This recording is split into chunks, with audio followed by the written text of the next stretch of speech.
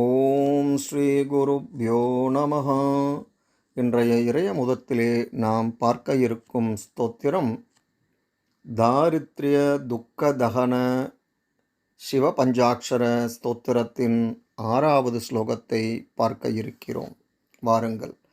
பானுப்ரியாய பவசாகர தாரணாய காலாந்தகாய கமலாசன பூஜிதாய நேத்ரத்ரயாய சுபலக்ஷணலக்ஷிதாய தாரித்ர்யதுக்கதஹனாய நம சிவாய.